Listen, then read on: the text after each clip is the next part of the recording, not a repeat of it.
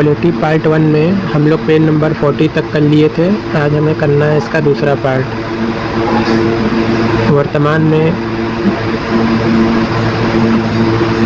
भारत के प्रमुख निर्वाचन आयुक्त सुशील चंद्र तथा निर्वाचन आयुक्तों में राजीव कुमार और अनूप चंद्र पांडे हैं। मुख्य निर्वाचन आयुक्त अपने पद पर 65 वर्ष की आयु 6 वर्ष जो भी पहले पूर्ण हो जाए तक बना रहता है। भारत में पंचायतों और नगर पालिकाओं के चुनाव का संचालन राज्य निर्वाचन आयोग द्वारा किया जाता है। श्रीमती रमा देवी एकमात्र महिला मुख्य निर्वाचन आयुक्त रही हैं। भारत के प्रमुख चुनाव आयुक्त TN सेचन, जिन्होंने सेवानिवृत्ति के बाद में राष्ट्रपति का चुनाव लड़ा था। भारत में प्रमुख रूप से वर्तमान में चुनाव आयोग द्वारा 8 मान्यता प्राप्त राजनीतिक दल हैं तथा 48 राज्य स्तरीय मान्यता प्राप्त दल से और 600 छोटे राजनीतिक दल हैं जिनको कि चुनाव आयोग ने मान्यता दी है।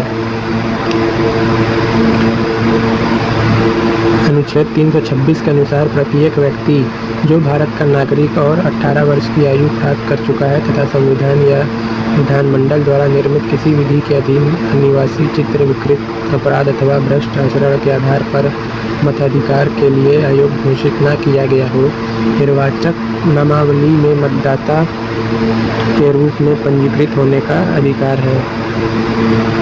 VN टारकुंडे समिति, दिनेश गोस्वामी समिति के संतानम समिति, इंद्रजीत गुप्ता समिति, इन समितियों का संबंध चुनाव सुधार से रहा है। मतदान में इलेक्ट्रॉनिक वोटिंग मशीन EVM का प्रयोग करने, लोकसभा में सरकारी विधियां मतदाताओं को फोटो युक्त पहचान पत्र उपलब्ध कराने तथा प्रतिनिधियों के लिए रिक्त स्थानों को 6 माह भीतर भरे जाने आज की सिफारिश दिनेश गोस्वामी ने किया है। चुनाव में भाग लेने वालों के लिए न्यूनतम शैक्षिक योग्यता निर्धारित करने की सिफारिश के संस्थानम समिति ने किया था। लोक प्रतिनिधित्व संशोधन अधिनियम 1989 द्वारा इलेक्ट्रॉनिक वोटिंग मशीन के उपयोग को मान्यता किया गया था। किसी भी निर्वाचन में प्रत्याशी अपने जमानत राशि खो देता है। इसका अर्थ है कि किसी चुनाव में कुल प्राप्त मतों का यदि उसे 1/6 से कम मत मिला होता है तो उसकी जमानत की राशि चुनाव आयोग जब्त कर लेता है। इलेक्ट्रॉनिक वोटिंग मशीन का प्रथम 1900 में किया गया था। वर्ष 1982 में केरल क्षेत्र में कुछ पोलिंग पर EVM का सबसे पहले इस्तेमाल किया गया था। जून 1999 में गोवा विधानसभा चुनाव में पहली बार EVM का प्रयोग निर्वाचित विधानसभा का संपूर्ण चुनाव कराया गया था और 2014 लोकसभा चुनाव में ऐसा प्रथम चुनाव है जिसमें लगभग पूरा चुनाव EVM से ही कराया गया था। भारत में लोकसभा के अब तक कुल 17 बार आम चुनाव हो चुके हैं। कुछ वर्गों के संबंध में विशेष प्रावधान। अनुच्छेद 341 के तहत राष्ट्रपति तथा अनुच्छेद 342 के तहत राज्यपाल को अधिकार प्राप्त है कि वह किसी राज्य क्षेत्र के संबंध में किसी जाति, मूल वंश, जनजातियाँ, उनकी भाग को अनुसूचित जाति के रूप में निर्दिष्ट कर सकता है।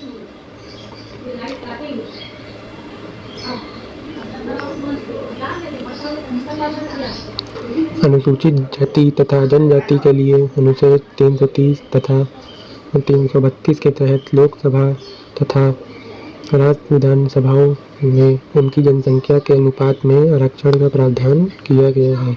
लोकसभा की 543 सीटों में से अनुसूचित जाति के लिए 69 तथा अनुसूचित जनजाति के लिए 40 सीटों का आरक्षण किया गया है। राज्यसभा। भारत में ही स्वतंत्रता के पश्चात राष्ट्रभाषा हिंदी को राजभाषा का दर्जा प्राप्त हुआ। 14 सितंबर 1949 को हिंदी को संवैधानिक रूप से राजभाषा घोषित किया गया। इसके लिए प्रत्येक वर्ष 14 सितंबर को हिंदी दिवस के रूप में मनाया जाता है। संविधान का भाग 17 अनुच्छेद 343 से 351 राजभाषा के बारे में है। अनुच्छेद 343 के तहत संघ की राजभाषा संबंधी प्रावधान किया गया है। इसके अनुसार संघ की राजभाषा हिंदी और लिपि देवनागरी होगी। अनुच्छेद 344 के तहत राष्ट्रपति को राजभाषा के संबंध में सलाह देने के लिए एक आयोग की नियुक्ति का प्रावधान है। राष्ट्रपति ने इस अधिकार का प्रयोग करते हुए जून 1955 में बिजी खेर की अध्यक्षता में प्रथम राजभाषा आयोग का गठन किया था। अनुच्छेद 339 के तहत उच्च न्यायालय की कार्यवाही तथा संसद, राज्य विधानमंडलों के शब्दों में विधेयकों, अधिनियम और अन्य न्यायाधीशों आदि के प्रयोग की जाने वाली भाषा अंग्रेजी भाषा होगी। नई शिक्षा नीति 2020 के तहत मातृभाषा में ही बच्चों को कक्षा 8वीं तक मातृभाषा में ही शिक्षा दी जाएगी। आपात उपबंध। संविधान का भाग 18 अनुच्छेद 352 से 360 तक आपात उपबंधों के बारे में है। यह भाग जर्मनी के संविधान से प्रेरित है। भारतीय संविधान में 3 प्रकार के आपात की परिकल्पना की गई है। राष्ट्रीय आपात अनुच्छेद 352 के अंतर्गत, राष्ट्रपति शासन 356 अनुच्छेद में, व्यक्ति आपात अनुच्छेद 360।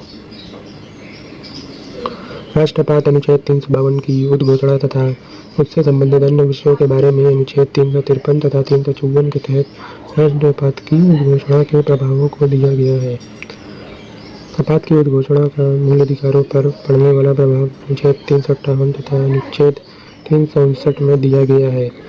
राष्ट्रपात काल की उद्घोषणा अनुच्छेद 352 के तहत राष्ट्रपति द्वारा की जाती है जब कभी राष्ट्रपति को यह समाधान हो जाता है कि ऐसा गंभीर आपात विद्यमान है जिसमें युद्ध या बाहर आक्रमण या सशस्त्र विद्रोह के कारण भारत या उसके किसी भाग की सुरक्षा संकट में है, तो वह संपूर्ण भारत या उसके किसी भाग के संबंध में राष्ट्रपात की उद्घोषणा कर सकता है।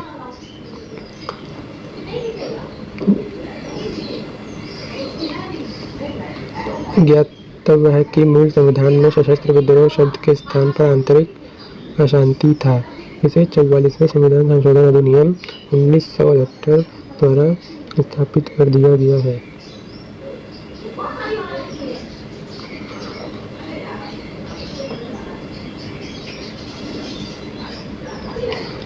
44वें संविधान संशोधन अधिनियम 1978 द्वारा राष्ट्रपति राष्ट्रीय आपात को तभी लागू करता है जब मंत्रिमंडल उसे इस आशय की लिखित सूचना उसे देती है। उस घोषणा का अनुमोदन राष्ट्रपति द्वारा की गई प्रत्येक उद्घोषणा सिवाय वापस लेने की घोषणा की संसद के दोनों सदनों के समक्ष अनुमोदन के लिए रखा जाना चाहिए। यदि दोनों सदन घोषणा को 1 माह के भीतर अनुमोदित नहीं करते हैं तो वह घोषणा समाप्त हो जाती है। एक बार अनुमोदित हो जाने पर आपात की उद्घोषणा 6 माह तक प्रवर्तन रहती है। इस प्रकार हर बार अनुमोदित होने पर यह 6 महीने तक अनंत काल तक बढ़ाई जा सकती है। आपात की उद्घोषणा को राष्ट्रपति कभी भी वापस ले सकता है। वापस लेने वाली उद्घोषणा का संसद द्वारा अनुमोदन आवश्यक नहीं है। आपात की परिवर्तन के दौरान संघ की कार्यपालिका शक्ति का विस्तार राज्यों को यह निर्देश देने तक हो जाता है कि वह अपनी कार्यपालिका शक्ति का प्रयोग किसी रीति से करेगा। आपातकाल के दौरान संसद की विधि शक्ति का विस्तार हो जाता है और वह राज्य सूची के किसी भी विषय पर कानून बना सकती है, लेकिन यह कानून आपातकाल के हटने के 6 महीने बाद तक ही प्रवर्तन ले सकता है। इस तरह से जब आपातकाल की घोषणा प्रवर्तन में है तो संसद को वह अधिकार है कि वह एक बार में लोकसभा का कार्यकाल 1 साल तक बढ़ा सकती है। आपातकाल के दौरान मूल अधिकारों का निलंबन हो जाता है। अनुच्छेद 358 के अनुसार युद्ध या बाहरी आक्रमण के आधार पर की गई आपात की घोषणा में तो अनुच्छेद 19 द्वारा प्रदत्त स्वतंत्रता का अधिकार स्वतः निलंबित हो जाता है। राज्य में राष्ट्रपति शासन। राज्य में संवैधानिक तंत्र के विफल होने पर राष्ट्रपति द्वारा अनुच्छेद 356 के तहत जारी किए जाने वाले उस घोषणा को आम बोलचाल की भाषा में राष्ट्रपति शासन कहा जाता है। राष्ट्रपति शासन की उद्घोषणा 356 के तहत जारी की जाती है, जिसके अनुसार यदि राष्ट्रपति को किसी राज्य के राज्यपाल के प्रतिवेदन मिलने पर या अन्यथा यह समाधान हो जाता है उस राज्य का शासन संवैधानिक प्रावधानों के अनुसार नहीं चलाया जा सकता तो उस राज्य के राष्ट्रपति शासन की घोषणा कर सकता है। अनुच्छेद 356 के अधीन जारी प्रत्येक घोषणा संसद के दोनों सदनों के समक्ष रखी जाती है। उसे प्रत्येक सदन द्वारा उपस्थित मतदान करने वाले सदस्यों के बहुमत से 2 माह के भीतर चलना होता है, अन्यथा ये समाप्त हो जाती है। इस तरह से 6 माह तक इसी तरह 3 वर्षों तक बढ़ाया जा सकता है, अतः राष्ट्रपति शासन का अधिनियम अवधि 3 वर्ष तक हो जाती है। वित्तीय आपातकाल संविधान के अनुच्छेद 360 के तहत वित्तीय आपातकाल के बारे में प्रावधान किया गया है। यह तीसरा प्रकार का आपात उपबंध है। यदि उसका समाधान हो जाए, ऐसी स्थिति उत्पन्न हो गई जिसने भारत या उसके किसी भाग के वित्तीय आपात अथवा साख का संकट है तो इसकी घोषणा मंत्रिमंडल की सलाह पर राष्ट्रपति कर सकता है। वित्तीय आपात बिना अनुमोदन के 2 माह तक परिवर्तन नहीं कर सकता, किंतु यदि संसद इसका अनुमोदन कर दे तो यह 2 माह से अधिक अनिश्चित काल तक अनुमोदन में रह सकती है। स्थानीय शासन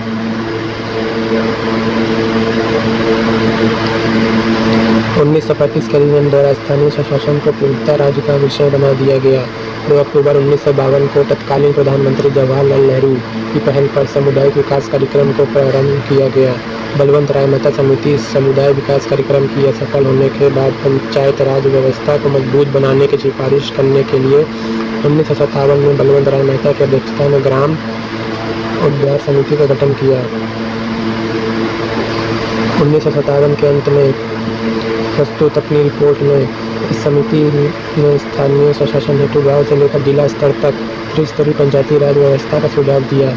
बलवंत राय मेहता समिति को भारत में पंचायती राज का जनक के रूप में जाना जाता है। सबसे पहले आंध्र प्रदेश में प्रायोगिक तौर पर अगस्त 1958 में कुछ भागों में पंचायती राज व्यवस्था को लागू किया गया।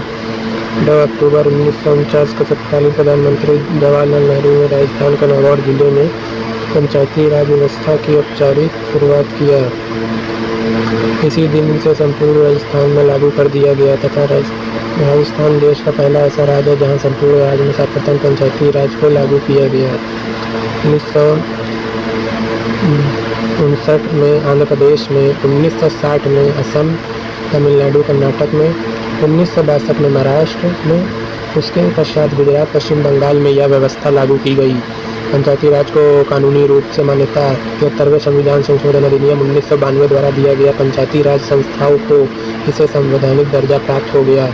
इस संविधान संशोधन द्वारा संविधान में 16 अनुच्छेद और 11वीं अनुसूची जोड़ी गई। 11वीं अनुसूची में कुल 29 विषयों का उल्लेख है जिन पर पंचायतों को विधि बनाने की और कार्य करने की शक्ति दी गई। यह संशोधन 24 अप्रैल 1993 को परिवर्तित हुआ, इसलिए 24 अप्रैल को प्रतिवर्ष भारत में पंचायती राज दिवस के रूप में मनाया जाता है। इसके अनुसार त्रिस्तरीय पंचायती राज की व्यवस्था की गई, जिसमें ग्राम स्तर पर ग्राम पंचायत, ब्लॉक स्तर पर ब्लॉक पंचायत और जिला स्तर पर जिला पंचायत की व्यवस्था की गई है। अनुच्छेद 343 की भारत में त्रिस्तरीय पंचायती राज व्यवस्था का प्रावधान करता है। अनुच्छेद 243D के तहत पंचायतों में अनुसूचित जातियों, अनुसूचित जनजातियों तथा महिलाओं के लिए ऐसे स्थानों का आरक्षण का प्रावधान किया गया है। 1/3 स्थान सभी वर्ग के स्त्रियों के लिए आरक्षित होगा। इसमें अनुसूचित जाति स्त्रियों के लिए आरक्षित सम्मिलित होंगे। आंध्र प्रदेश भारत का एक ऐसा मात्र राज्य जहाँ अल्पसंख्यकों के लिए पंचायतों में आरक्षण का प्रावधान है।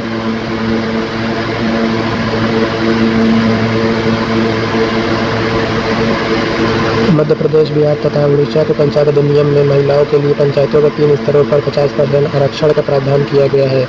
लगभग सभी राज्य में संसदों तथा विधेयकों को पंचायती राज संस्थाओं में पदेन सदस्यता दी गई है, किंतु केरल में ऐसी व्यवस्था नहीं किया गया है। तमिलनाडु के अतिरिक्त सभी राज्यों में आरक्षण की चक्कर अनुक्रम पद्धति 5 वर्ष में परिवर्तित हो जाती है, जबकि तमिलनाडु में यह व्यवस्था 10 वर्ष के लिए रखी गई है।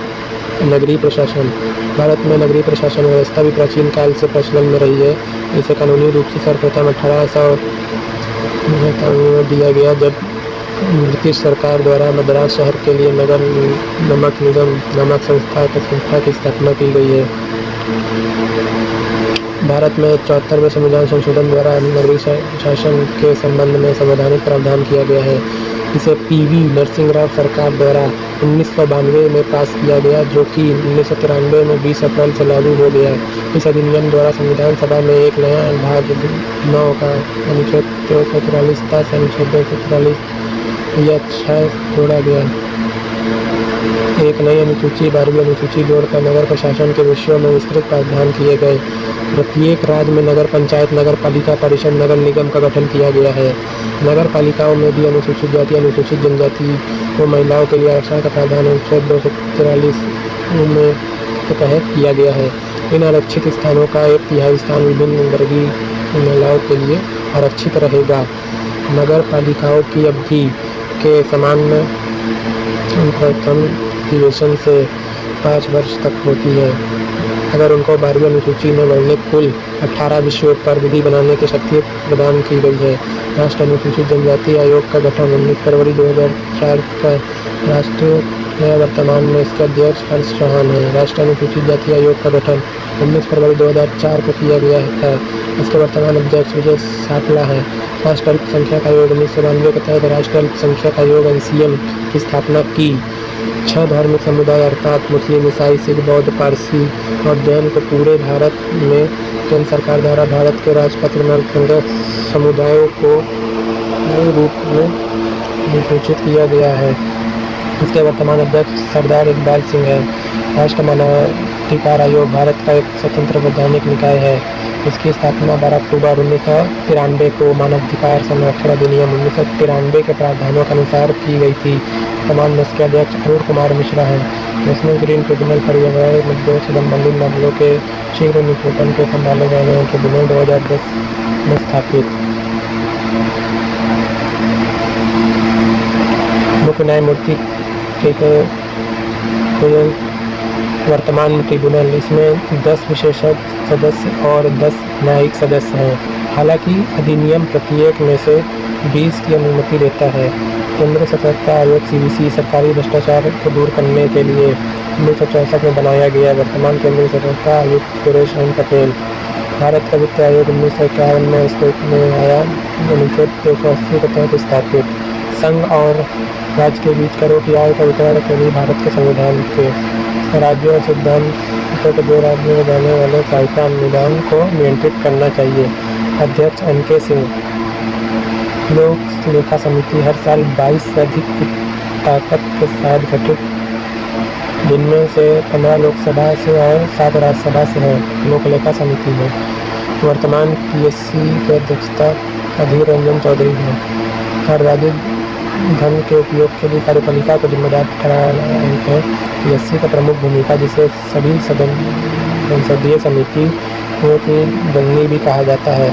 राष्ट्रीय उपभोक्ता विवाद निवारण आयोग NCDRC एक अर्ध न्यायिक आयोग है। भारत में आयोग, जिसे उपभोक्ता संरक्षण अधिनियम 1986 के तहत 1988 में स्थापित किया गया। वर्तमान प्रमुख न्यायमूर्ति RK अग्रवाल है। राष्ट्रीय बाल अधिकार संरक्षण आयोग 2007 में स्थापित। अध्यक्ष प्रियंका कानूनगो। संविधान संशोधन की प्रक्रिया। संविधान संशोधन की प्रक्रिया दक्षिण अफ्रीका के संविधान से ग्रहण की गई है। संविधान का भाग 20 अनुच्छेद 368 संविधान संशोधन से संबंधित है। भारत में अब तक 104 संविधान संशोधन किए गए हैं। संसद के स्थान तथा मूल अधिकारों सहित किसी भी भाग के संशोधन कर सकती है, किंतु संविधान के आधारभूत ढांचे संशोधन नहीं कर सकती। ऐसा केशवानंद भारतीय बनाम केरल राज्य में निश्चित किया गया है। भारतीय संविधान में प्रमुख संशोधन निम्न है। प्रथम संशोधन 1991, इसमें नवीन अनुच्छेद अर्थात 31 का और 31 का को संविधान में स्थापित किया गया है। इसके द्वारा संविधान में एक नवीन अर्थात 9वीं अनुसूची जोड़ी गई। 7वां संविधान संशोधन 1956। यह संविधान संशोधन राज्य पुनर्गठन आयोग की सिफारिश को लागू करने और परिमाणिक परिवर्तनों को शामिल करने के उद्देश्य से किया गया था।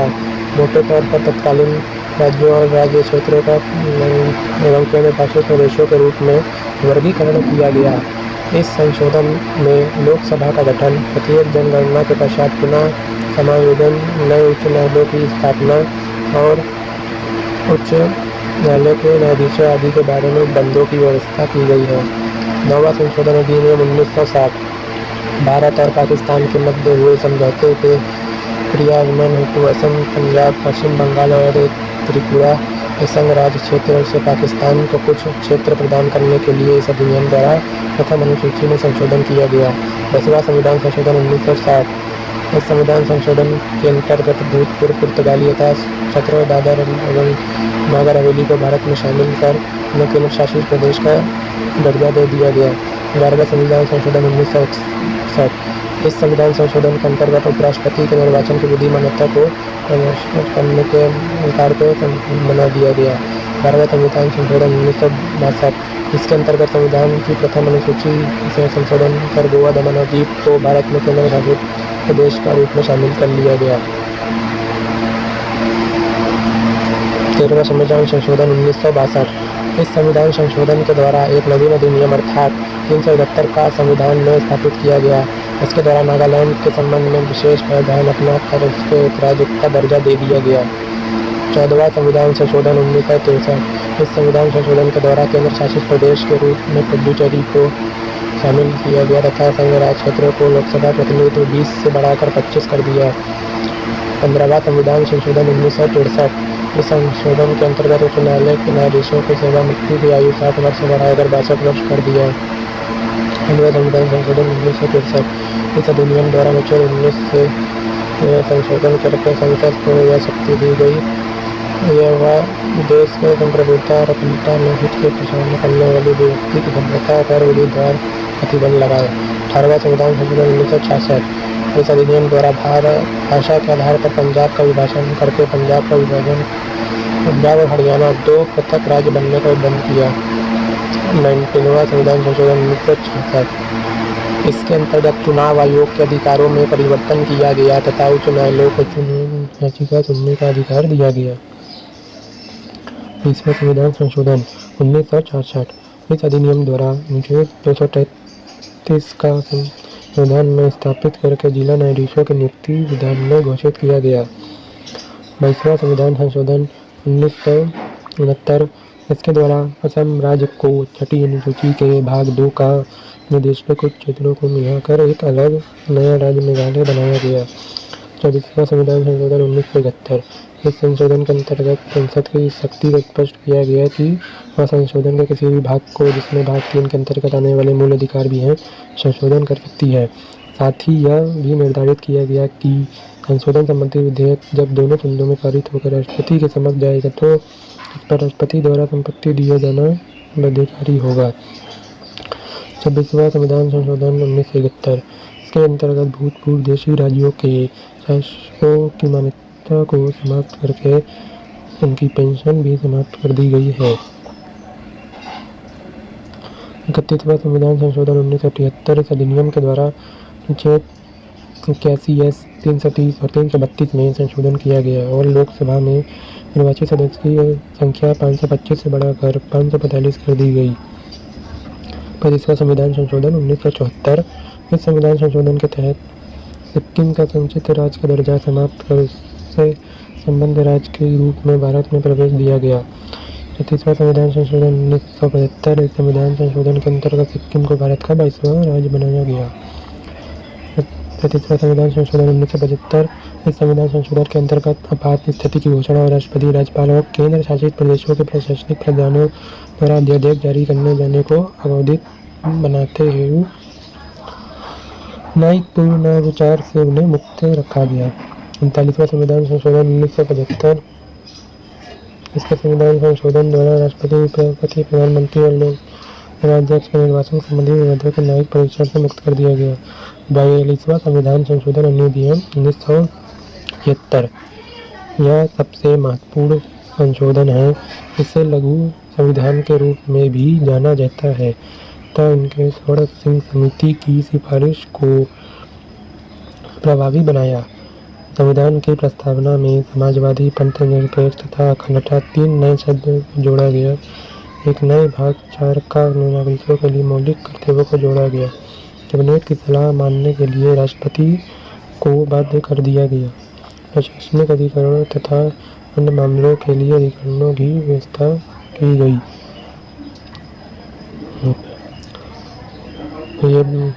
44वां संविधान संशोधन 1978।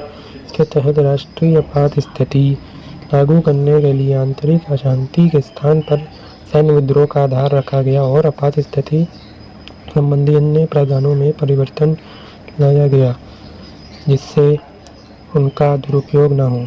इसके द्वारा संपत्ति के अधिकार को मौलिक अधिकार के भाग से हटाकर विधिक कानूनी अधिकारों की श्रेणी में रखा गया। लोकसभा तथा राज्य विधानसभाओं की अवधि 6 वर्ष से घटाकर 5 वर्ष कर दी गई। उच्चतम न्यायालय को उपराष्ट्रपति के निर्वाचन संबंधी विवाद को हल करने की अधिकारता प्रदान की हुई। 52वां संविधान संशोधन 1985। इसके द्वारा राजनीतिक दल बदल पर अंकुश लगाने का लक्ष्य रखा गया। इसके अंतर्गत संसद या विधानमंडलों के उन सदस्यों को अयोग्य घोषित किया जाएगा जो उस दल को छोड़ते हैं जिससे चुनाव चिन्ह पर उनने चुनाव लड़ा था।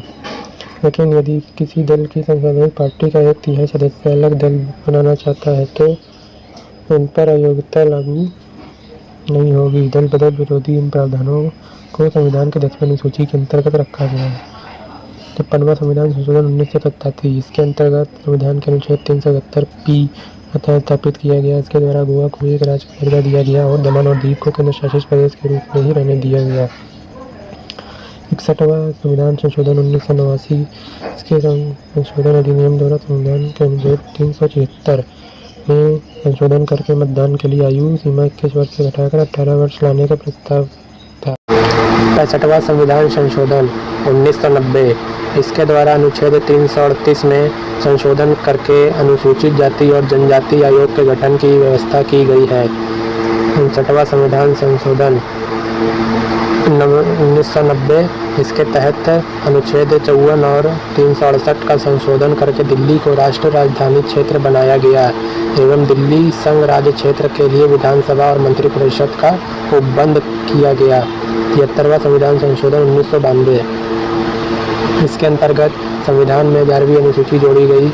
इसके पंचायत राज संबंधी प्रावधानों को सम्मिलित किया गया। इस संशोधन के द्वारा संविधान में भाग 9 जोड़ा गया। इसमें अनुच्छेद 243 और अनुच्छेद 243 का से 243 अड़ा तक अनुच्छेद है। 74वें संविधान संशोधन 1993। इस संशोधन के अंतर्गत संविधान में 12वीं अनुसूची शामिल की गई। इसमें नगर पालिका, नगर निगम और नगर परिषदों से संबंधित प्रावधान किए गए हैं। इस संशोधन के द्वारा संविधान में भाग 9 का जोड़ा गया। इसमें अनुच्छेद 243 से अनुच्छेद 243 तक अनुच्छेद हैं। 76वां संविधान संशोधन 1994। इस संशोधन अधिनियम द्वारा संविधान की 9वीं अनुसूची में संशोधन किया गया और तमिलनाडु सरकार द्वारा पारित पिछड़े वर्गों के लिए सरकारी नौकरी में 69% आरक्षण का उपबंध करने वाली अधिनियम को 9वीं अनुसूची में शामिल कर दिया गया है। 84वां संविधान संशोधन 2001। इसके द्वारा लोकसभा और विधानसभाओं की सीटों की संख्या में वर्ष 2026 तक कोई परिवर्तन न करने का प्रावधान किया गया है। 85वां संविधान संशोधन 2002। इस संशोधन अधिनियम द्वारा देश के 6 से 14 वर्ष तक के बच्चों के लिए अनिवार्य और निःशुल्क शिक्षा को मौलिक अधिकार के रूप में मान्यता देने संबंधी प्रावधान किया गया है। इसे अनुच्छेद 21 का के अंतर्गत संविधान में जोड़ा गया है। इस अधिनियम द्वारा संविधान के अनुच्छेद 45 और अनुच्छेद 51 का में संशोधन किए जाने का प्रावधान है। 88वां संविधान संशोधन 2003। इसमें सेवाओं पर कर का प्रावधान किया गया है। 19वां संविधान संशोधन 2003। इस संविधान संशोधन के अंतर्गत अनुसूचित जनजाति के लिए पृथक राष्ट्रीय आयोग की स्थापना की व्यवस्था की गई। 91वां संविधान संशोधन 2003। इसके तहत दल बदल व्यवस्था में संशोधन केवल संपूर्ण दल के विलय को मान्यता केंद्र तथा राज्यों में मंत्रिपरिषद के सदस्य संख्या क्रमशः लोकसभा एवं विधानसभा की सदस्य संख्या का 15% होगा। 92वां संविधान संशोधन 2003। इस संविधान संशोधन में संविधान की 8वीं अनुसूची में डोगरी, बोडो, संताली, मैताली भाषाओं का समावेश है। 93वां संविधान संशोधन 2003।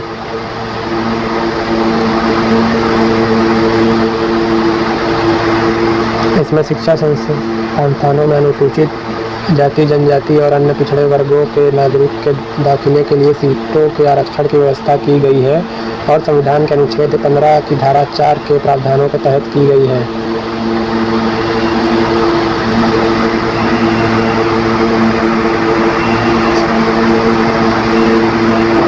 94वां संविधान संशोधन 2006। इस संशोधन के द्वारा बिहार राज्य को एक नई जनजाति कल्याण मंत्री नियुक्त करने के उत्तरदायी के मुक्त कर दिया गया और इस प्रावधान को झारखंड एवं छत्तीसगढ़ राज्यों में लागू करने की व्यवस्था की गई। साथ ही मध्य प्रदेश की उड़ीसा राज्य में यह प्रावधान पहले ही लागू है। 95वां संविधान संशोधन 2009। इस संशोधन के द्वारा अनुच्छेद 334 में संशोधन कर लोकसभा में अनुसूचित जातियों और अनुसूचित जनजातियों के आरक्षण तथा आंग्ल भारतीयों को मनोनीत करने संबंधित प्रावधान को 2020 तक के लिए बढ़ा दिया गया है। 96वां संविधान संशोधन 2011। इसमें संविधान की 8वीं अनुसूची में उड़िया के स्थान पर ओड़िया लिखा गया है। 97वां संविधान संशोधन 2011। इस संशोधन के द्वारा सहकारी समितियों को एक संवैधानिक स्थान तथा समाक्षर प्रदान किया गया। इस संशोधन द्वारा संविधान में निम्न 3 बदलाव किए गए हैं। विकास हेतु कदम उठाने के लिए सशक्त करना था। 99वां संविधान संशोधन अधिनियम 2014। उच्चतम न्यायालय एवं उच्च न्यायालयों में न्यायाधीशों की नियुक्ति के लिए कोलेजियम प्रणाली के स्थान पर एक नए निकाय राष्ट्रीय न्यायिक नियुक्ति आयोग national judicial appointment commission NJAC की स्थापना की गई। हालांकि सर्वोच्च न्यायालय ने वर्ष 2015 में इस संशोधन को असंवैधानिक एवं शून्य घोषित करते हुए कोलेजियम प्रणाली को फिर से बहाल कर दिया। 100वां संविधान संशोधन अधिनियम 2014। भारत और बांग्लादेश के बीच वर्ष 1974 का भूमि सीमा समझौता तथा इसके प्रोटोकॉल वर्ष 2011 के अनुपालन में भारत द्वारा कुछ भूभागों का अधिग्रहण एवं कुछ अन्य भूभागों को बांग्लादेश को हस्तांतरण किया गया। भूखंडों का आदान प्रदान तथा अवैध अधिग्रहणों को हस्तांतरित कर इस उद्देश्य के लिए संविधान की प्रथम अनुसूची में 4 राज्यों के क्षेत्र असम, पश्चिम बंगाल, मेघालय एवं त्रिपुरा से संबंधित प्रावधानों में संशोधन किया गया। 101वां संविधान संशोधन 2017। वस्तु एवं सेवा कर GST की शुरुआत की गई। यह GST के प्रत्यक्ष कर है जो भारत में वस्तुओं और सेवाओं के आपूर्ति पर लगता है। यह एक व्यापक बहुचरणीय गंतव्य आधारित कर है। यह संदर्भ में व्यापक जो या कुछ भी करों को छोड़कर अन्य सभी अप्रत्यक्ष करों को समाहित करता है। 152वां संशोधन अधिनियम 2018। सामाजिक न्याय और अधिकारिता मंत्रालय के अधीन गठित राष्ट्रीय पिछड़ा वर्ग आयोग को संवैधानिक दर्जा दिया गया। संविधान में अनुच्छेद 338 तथा 338 के साथ 388B को भी शामिल किया गया, जिनका संबंध राष्ट्रीय अनुसूचित जाति आयोग तथा राष्ट्रीय अनुसूचित जनजाति आयोग से है। 104वां संविधान संशोधन अधिनियम 2019। स्वतंत्र भारत में पहली बार आर्थिक रूप से कमजोर वर्गों के लिए आरक्षण की व्यवस्था की गई। अनुच्छेद 16 में संशोधन का सार्वजनिक रोजगार में आर्थिक रूप से कमजोर वर्गों के लिए 10% आरक्षण की व्यवस्था की गई। अब आ जाते हैं महत्वपूर्ण अनुच्छेद। अनुच्छेद 1 में संघ का नाम और राज्य क्षेत्र। अनुच्छेद 2 नए राज्यों का प्रवेश या स्थापना। अनुच्छेद 3 राज्य का निर्माण तथा सीमाओं या नामों से परिवर्तन। अनुच्छेद 4 पहली अनुसूचित व चौथी अनुसूची के संशोधन तथा 2 और 3 के अधीन बनाई गई विधियाँ।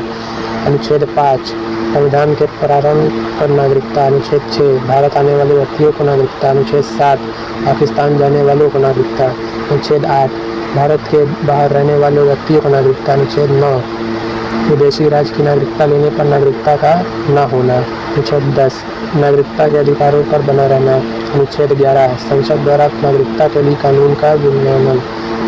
अनुच्छेद 12 राज्य की परिभाषा। अनुच्छेद 13 मूल अधिकारों का असंगत या अल्पीकरण करने वाली विधियाँ। अनुच्छेद 14 विधि के समक्ष समानता। अनुच्छेद 15 धर्म, जाति, लिंग पर भेद का प्रतिषेध। अनुच्छेद 16 लोक नियोजन में अवसर की समानता। अनुच्छेद 17 अस्पृश्यता का अंत। अनुच्छेद 18 उपाधियों का अंत। अनुच्छेद 19 वाक की स्वतंत्रता। अनुच्छेद 20 अपराधों के दोष सिद्धि के संबंध में संरक्षण। अनुच्छेद 21 प्राण और दैहिक स्वतंत्रता। अनुच्छेद 21 का 6 से 14 वर्ष के बच्चों को शिक्षा का अधिकार। अनुच्छेद 22 कुछ नशाओं में गिरफ्तारी से संरक्षण। अनुच्छेद 23 मानव के दुर्व्यवहार और बाल श्रम। अनुच्छेद 24 कारखाने में बालक का नियोजन का प्रतिषेध। अनुच्छेद 25 धर्म का आचरण और प्रचार की स्वतंत्रता। अनुच्छेद 26 धार्मिक कार्यों के प्रबंध की स्वतंत्रता। अनुच्छेद 29 अल्पसंख्यक वर्गों के हितों का संरक्षण। अनुच्छेद 30 शिक्षा संस्थाओं की स्थापना प्रशासन करने का अल्पसंख्यक वर्गों का अधिकार। अनुच्छेद 32 अधिकारों को प्रवर्तित करने के लिए उपचार। अनुच्छेद 36 परिभाषा। अनुच्छेद 40 ग्राम पंचायतों का संगठन। अनुच्छेद 48 कृषि और पशुपालन संगठन। अनुच्छेद 48 का पर्यावरण वन तथा वन्य जीवों की रक्षा। अनुच्छेद 49 राष्ट्रीय या स्मारक स्थानों और वस्तुओं का संरक्षण। अनुच्छेद 50 कार्यपालिका से न्यायपालिका का पृथक्करण। अनुच्छेद 51 अंतर्राष्ट्रीय या शांति और सुरक्षा। अनुच्छेद 51 का मूल कर्तव्य। अनुच्छेद 52 भारत के राष्ट्रपति। अनुच्छेद 53 संघ की कार्यपालिका शक्ति। अनुच्छेद 54 राष्ट्रपति का निर्वाचन। अनुच्छेद 55 राष्ट्रपति के निर्वाचन की रीति। अनुच्छेद 56 राष्ट्रपति की पदावधि। अनुच्छेद 57 पुनर्निर्वाचन के लिए पात्रता। अनुच्छेद 58 राष्ट्रपति निर्वाचित होने के लिए अर्हताएं। अनुच्छेद 49 राष्ट्रपति पद के लिए शर्तें। अनुच्छेद 60 राष्ट्रपति की शपथ। अनुच्छेद 61 राष्ट्रपति पर महाभियोग चलाने की प्रक्रिया। अनुच्छेद 62 राष्ट्रपति पद पर व्यक्ति को बनने के लिए निर्वाचन का समय और रीति। अनुच्छेद 63 भारत का उपराष्ट्रपति। अनुच्छेद 64 उपराष्ट्रपति का राज्यसभा का पदेन सभापति होना। अनुच्छेद 65 राष्ट्रपति के पद की रिक्ति पर उपराष्ट्रपति के कार्य। अनुच्छेद 66 उपराष्ट्रपति का निर्वाचन। अनुच्छेद 67 उपराष्ट्रपति की पदावधि। अनुच्छेद 68 उपराष्ट्रपति के पद की रिक्ति पर भरने के लिए निर्वाचन। अनुच्छेद 69 उपराष्ट्रपति द्वारा शपथ। अनुच्छेद 70 अन्य आकस्मिकता में राष्ट्रपति के कर्तव्यों का निर्वहन। अनुच्छेद 71 राष्ट्रपति और उपराष्ट्रपति के निर्वाचन संबंधित विषय। अनुच्छेद 72 समाधान की शक्ति। अनुच्छेद 73 संघ की कार्यपालिका शक्ति का विस्तार। अनुच्छेद 74 राष्ट्रपति को सलाह देने के लिए मंत्रिपरिषद। अनुच्छेद 75 मंत्रियों के बारे में उपबंध। अनुच्छेद 76 भारत का महान्यायवादी। अनुच्छेद 77 भारत सरकार के कार्य का संचालन। अनुच्छेद 78 राष्ट्रपति को जानकारी देने के प्रधानमंत्री के कर्तव्य। अनुच्छेद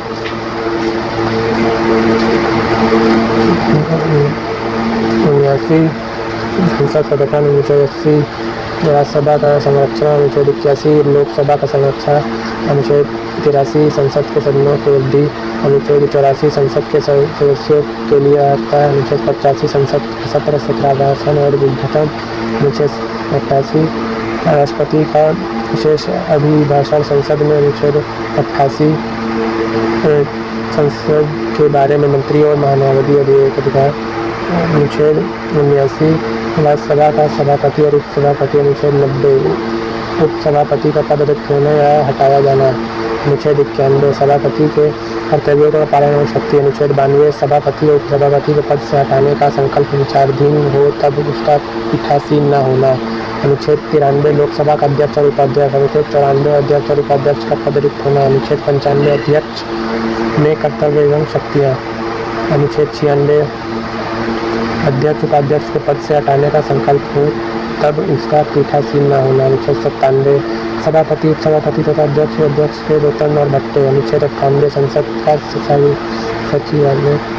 अनुच्छेद 99 सदस्य द्वारा शपथ या प्रतिज्ञान। अनुच्छेद 100 संशोधनों के मतदान नीतियों के हेतु होते हुए भी सदनों के कार्य करने की शक्तियाँ को गतिपूर्ण।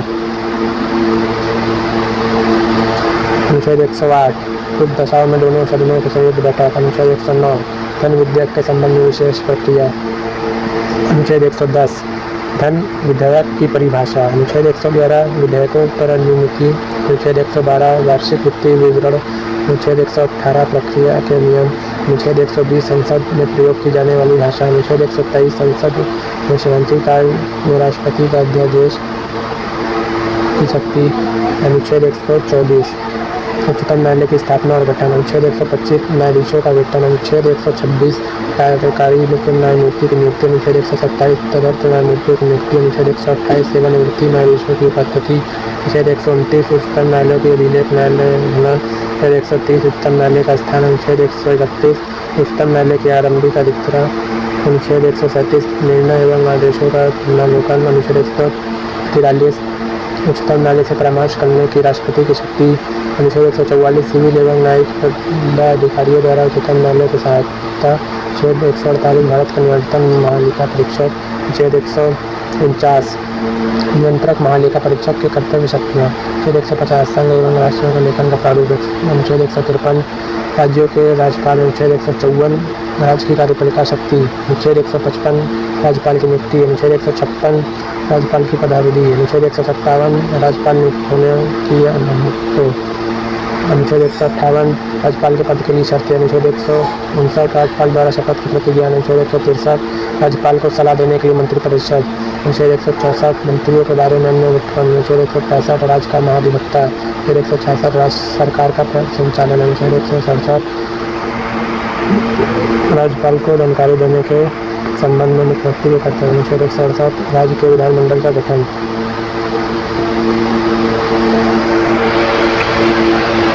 अनुच्छेद 170 विधानसभाओं का संरक्षण। अनुच्छेद 171 विधान परिषद की संरक्षण। अनुच्छेद 172 राज्यों के विधानमंडल की अवधि। अनुच्छेद 176 राज्यपाल का विशेष अभिभाषण। अनुच्छेद 177 सदनों के बारे में मंत्रियों और महाधिवक्ता के अधिकार। अनुच्छेद 178 विधानसभा का अध्यक्ष और उपाध्यक्ष। अनुच्छेद 179 अध्यक्ष और उपाध्यक्ष का पद रिक्त होना या पद से हटाया जाना। अनुच्छेद 180 अध्यक्ष के पदों से उतारा जा सकती है। अनुच्छेद 181 अध्यक्ष उपाध्यक्ष को पद से हटाने या कोई संकल्प पारित होने इसका फैसला न होना। अनुच्छेद 182 विधान परिषद का सभापति और उपसभापति। अनुच्छेद 183 सभापति और उपसभापति के पद का रिक्त होना तब या पद से हटाया जाना। अनुच्छेद 184 सभापति के पद के कर्तव्यों का पालन और शक्ति। अनुच्छेद 186 सभापति के पद से हटाए जाने, अंकल विचाराधीन होने पर उसका पीठासीन न होना। अनुच्छेद 186 अध्यक्ष उपाध्यक्ष सभापति और सभापति के वेतन और भत्ते। अनुच्छेद 187 राज्य के विधानमंडल का सचिवालय। अनुच्छेद 188 सदस्य द्वारा शपथ या प्रतिज्ञा। अनुच्छेद 179 सदनों में मतदान नित्य होते हुए भी साधनों का कार्य करने का शक्ति और अधिकृत। अनुच्छेद 199 धन विद्या की परिभाषा। अनुच्छेद 200 विधेयकों पर अनुमति। अनुच्छेद 202 वार्षिक वित्तीय विवरण। अनुच्छेद 213 विधानमंडल में अध्यादेश स्थापित करने के राज्यपाल की शक्ति। अनुच्छेद 214 राज्यों के लिए उच्च न्यायालय। अनुच्छेद 215 उच्च न्यायालयों का अभिलेख न्यायालय होना है। अनुच्छेद 216 उच्च न्यायालय का गठन। अनुच्छेद 217 उच्च न्यायालय न्यायाधीश की नियुक्ति पदयुक्ति शर्तें। अनुच्छेद 221 न्यायाधीशों का वेतन। अनुच्छेद 222 एक न्यायालय से दूसरे न्यायालय इसमें न्यायाधीशों का अंतरण। अनुच्छेद 223 कार्यकारी मुख्य न्यायमूर्ति की नियुक्ति। अनुच्छेद 224 अन्य न्यायाधीशों की नियुक्ति। अनुच्छेद 226 कुछ रिटर्न निकालने के लिए उच्च न्यायालय की शक्ति। अनुच्छेद 231 दो या अधिक राज्यों के लिए एक ही उच्च न्यायालय की स्थापना। अनुच्छेद 233 न्यायाधीशों की नियुक्ति। अनुच्छेद 241 संघ राज्य क्षेत्रों के उच्च न्यायालय। अनुच्छेद 243 पंचायत नगर पालिकाओं में सहकारी समितियाँ। अनुच्छेद 244 अनुसूचित क्षेत्रों व जनजाति क्षेत्रों का प्रशासन। अनुच्छेद 248 अपशिष्ट विधायी शक्तियाँ। अनुच्छेद 252 दो या अधिक राज्य के लिए सहमति के विधि बनाने का संसद की शक्ति। अनुच्छेद 254 संसद द्वारा बनाई गई विधियों और राज्यों के विधानमंडल द्वारा बनाए गए विधियों में असहमति। अनुच्छेद 256 राज्यों की और संघ की बाध्यता। अनुच्छेद 257 कुछ दशाओं में राज्यों पर संघ का नियंत्रण। अनुच्छेद 262 अंतर्राज्यीय नदियों या नदी पुलों के जल संबंधी विवादों का न्याय। अनुच्छेद 263 अंतर्राष्ट्रीय विकास परिषद का गठन। अनुच्छेद 266 संचित निधि। अनुच्छेद 267 आकस्मिकता निधि। अनुच्छेद 269 संघ द्वारा गृहीत और संग्रहित किंतु राज्यों को सौंपे जाने वाले कर। अनुच्छेद 270 संघ द्वारा इकट्ठे किए कर संघ और राज्य के बीच वितरित किए जाने वाले कर। अनुच्छेद 280 वित्त आयोग। अनुच्छेद 281 वित्त आयोग की सिफारिशें। अनुच्छेद 292 भारत सरकार द्वारा उधार लेना। अनुच्छेद 293 राज्य द्वारा उधार लेना। अनुच्छेद 300 का संपत्ति का अधिकार। अनुच्छेद 301 व्यापार वाणिज्य संबंधों की स्वतंत्रता। अनुच्छेद 309 राज्य की सेवा करने वाले व्यक्तियों की भर्ती और सेवा की शर्तें। अनुच्छेद 310 संघ या राज्य की सेवा करने वाले व्यक्तियों की पदावधि। अनुच्छेद 313 संक्रमणकालीन उपकरण। अनुच्छेद 315 संघ राज्य के लिए लोक सेवा आयोग। अनुच्छेद 316 सदस्यों की नियुक्ति एवं पदावधि। अनुच्छेद 317 लोकसभा आयोग के किसी सदस्य को हटाया जाना निलंबित किया जाना। अनुच्छेद 320 लोकसभा आयोग के मृत्यु। अनुच्छेद 323 का का प्रशासनिक अधिकरण। अनुच्छेद 323 का खा अन्य विषयों के लिए अधिकरण। अनुच्छेद 324 निर्वाचनों के लिए अधिक्षण निर्देशन और नियंत्रण का निर्वाचन आयोग में निहित होना। अनुच्छेद 329 निर्वाचन संबंधी मामलों में न्यायालय के हस्तक्षेप का वर्णन। 330 लोकसभा में अनुसूचित जाति और अनुसूचित जनजाति के लिए स्थानों का। अनुच्छेद 331 लोकसभा में अंगाल भारतीय समुदाय का प्रतिनिधित्व। अनुच्छेद 332 राज्य के विधानसभा में अनुसूचित जाति और अनुसूचित जनजाति के लिए स्थानों का आरक्षण। अनुच्छेद 333 राज्य की विधानसभा के अंगाल भारतीय समुदाय का प्रतिनिधित्व। 343 संघ परिभाषा। अनुच्छेद 344 राजभाषा के संबंध में आयोग और संसद की समिति। अनुच्छेद 350 का प्राथमिक स्तर व मातृभाषा में शिक्षा की सुविधाएं। अनुच्छेद 351 हिंदी भाषा के विकास के लिए निर्देश। अनुच्छेद 352 राष्ट्रीय आपात की घोषणा का प्रस्ताव। अनुच्छेद 356 राज्य के संवैधानिक तंत्र व विफल उदाहरण की भाषा में उपबंध। अनुच्छेद 360 राष्ट्रीय आपात के बारे में उपबंध। अनुच्छेद 368 संविधान का संशोधन करने की संशोधन की शक्तियाँ और उसकी प्रक्रिया। अनुच्छेद 373 भारत के निरंतर महालेखा परीक्षक के बारे में उपबंध। अनुच्छेद 369 लोकसभा आयोग के बारे में। 104वां संशोधन अधिनियम 2019। इसके तहत भारतीय संविधान के अनुच्छेद 334 में संशोधन किया गया और लोकसभा और विधानसभाओं में अनुसूचित जनजाति एवं जनजातियों के लिए आरक्षण की अवधि को 10 वर्ष के लिए और बढ़ा दिया गया। इससे पहले इस आरक्षण की सीमा 25 जनवरी 2020 थी। संविधान की अनुसूचियाँ।